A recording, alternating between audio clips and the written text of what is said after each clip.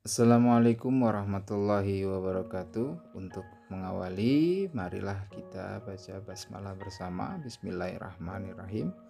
Baik, kami akan melanjutkan ulasan masa kejayaan Islam.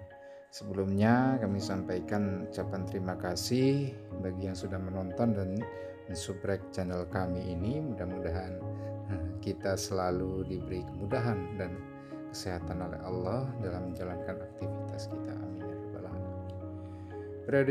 Periodisasi sejarah Islam menurut Harun Nasution yang ada di buku kalian tentunya sudah dibaca dan dipahami seperti itu ya. Jadi beliau ini membagi periodisasi ini menjadi tiga, yakni periode klasik, periode pertengahan, dan periode modern.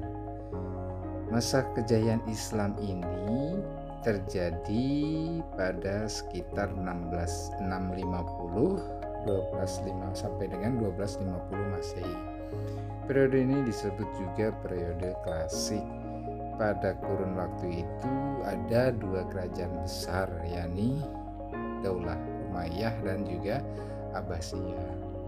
Kemajuan Islam pada masa Bani Umayyah dan Abbasiyah ini tidak terjadi secara tiba-tiba, akan tetapi disebabkan oleh beberapa faktor internal dan eksternal. Sebelum kita menuju faktor eksternal dan internal, Pak Guru akan menjelaskan ulasan sedikit tentang periode klasik ini juga, atau kejayaan ini 650 sampai 1250 terbagi menjadi dua fase. Yang pertama fase ekspansi dan integrasi 650 sampai dengan 1000 Masehi. Kemudian yang kedua adalah fase disintegrasi 1000 dan 1250. Kenapa itu fase ekspansi? Fase ekspansi adalah perluasan, ya, perluasan wilayah. Jadi kalau tadi Pak Guru sudah sampaikan, kejayaan Daulah Bani Umayyah dan Abbasiyah ini tidak terjadi secara tiba-tiba, bahkan sudah dimulai pondasinya oleh beliau Nabi Agung Muhammad SAW, sudah dimulai dari sana. Beliau mencontohkan bagaimana perluasan ya wilayah. Jadi beliau diperintahkan oleh Allah Subhanahu wa taala agar berhijrah dan berdakwah memperluas ke Madinah ya, dan di sana juga beliau mempersatukan, itu namanya integrasi, mempersatukan antara kaum Ansor dan Muhajirin yang pada saat itu memang belum akur, jadi kemudian dipertemukan, dipersatukan. Itu yang namanya fase integrasi ya. Nah, kemudian tahun 1000 sampai dengan 1250 ini sudah mulai ada penurunan. Jadi mau ke periode pertengahan. Jadi ada istilahnya kemunduran lah seperti itu ya kalau di periode pertengahan. Kalau tadi integrasi mempersatukan, kalau disintegrasi itu terpecah belah. Jadi umat Islam sudah tidak kuat lagi pada saat itu, terpecah menjadi 3 kerajaan besar.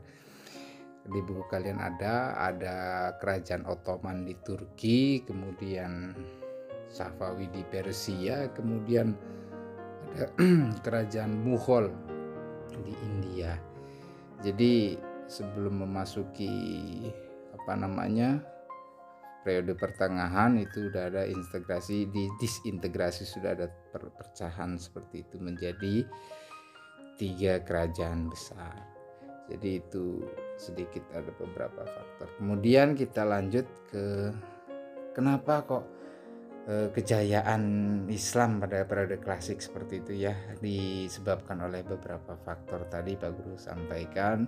Kita melanjutkan, yang pertama adalah faktor internal terlebih dahulu. Kenapa kok bisa maju? Yang pertama adalah konsistensi dan istiqomah umat Islam kepada ajaran agama Islam. Yang kedua, ajaran Islam yang mendorong umatnya untuk maju. Yang ketiga, Islam sebagai rahmat seluruh alam. Yang keempat, Islam sebagai agama dakwah sekaligus keseimbangan dalam menggapai kehidupan duniawi dan ukhrawi. Itu faktor internalnya.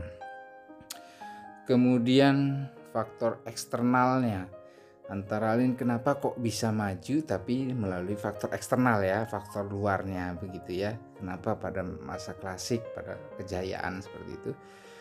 Itu antara lain ada dua faktor eksternal. Yang pertama, terjadinya asimilasi antara bangsa Arab dan bangsa-bangsa lain yang lebih dahulu mengalami perkembangan dan dalam ilmu pengetahuan. Apa sih yang namanya asimilasi? Asimilasi adalah pembaruan ya satu kebudayaan dan disertai dengan hilangnya ciri khas kebudayaan asli sehingga membentuk kebudayaan baru. Jadi ini bagus untuk istilahnya keterbukaan begitu ya. Itu intinya seperti itu. Yang kedua adalah gerakan terjemahan pada masa periode klasik semakin bagus, semakin banyak seperti itu. Jadi buku-bukunya sudah banyak yang diterjemahkan. Kemudian pada masa kejayaan Islam ini juga ada beberapa tokoh yang menonjol di sana ya. Ada Ibnu Rushdi, bapak ahli matematik ya, Ibnu Sina, bapak kedokteran, Imam Al-Ghazali, Al-Farabi, Al-Hindi ya, bapak-bapak filsuf kita. Itu Pak Guru gak mungkin ceritakan satu-satu, jadi kalian nanti dipelajari sendiri saja ya kelengkapannya. Kemudian yang terakhir yakni menerapkan perilaku mulia. Perilaku mulia yang perlu dilestarikan oleh umat Islam sekarang adalah sebagai berikut. Yang pertama, menuntut ilmu seluas mungkin agar mengetahui informasi-informasi yang berkembang, baik yang sudah lampau maupun yang akan datang. Kita harus mampu mempelajarinya dengan baik. Kemudian yang kedua, mempelajari juga bahasa-bahasa asing, menerjemahkan buku bahasa-bahasa asing. Tentunya buku-buku tentang ilmu pengetahuan, tentang teknologi, seperti itu ya, supaya mengasah kemampuan dan wawasan kita. Yang ketiga, melakukan penelitian tentang berbagai macam permasalahan yang ada di lingkungan kita. Tentunya dengan keadaan yang seperti ini, penelitian tentang, kita kan sedang pandemi, banyak ilmuwan tokoh-tokoh sedang melakukan penelitian ya, seperti itu. Begitu pula nanti di zaman kalian ketika sudah di masyarakat, tentunya harus bisa lebih produktif lagi, seperti itu. Yang keempat, perilaku apa yang kita dapat pelajari dari kejayaan ini adalah memberikan pengetahuan yang dimiliki kepada orang lain yang belum tahu. Jadi kalau kita memiliki ilmunya atau tahu bagaimana caranya atau informasinya, ya bisa kita sharingkan gitu. Yang kelima adalah kreatif dan tekun menggali ilmu pengetahuan agar mengetahui apa yang tersembunyi dan menghasilkan apa yang kita inginkan atau yang nanti kalian cita-citakan. Setelah kalian penuhi ilmu kalian di SMA, kalian nanti akan siap untuk di masyarakat. Itu saja dulu yang bisa Pak Guru sampaikan. Terima kasih atas perhatiannya. Kita tutup dengan bacaan hamdalah. Alhamdulillahirabbil alamin. Sekian. Wassalamualaikum warahmatullahi wabarakatuh.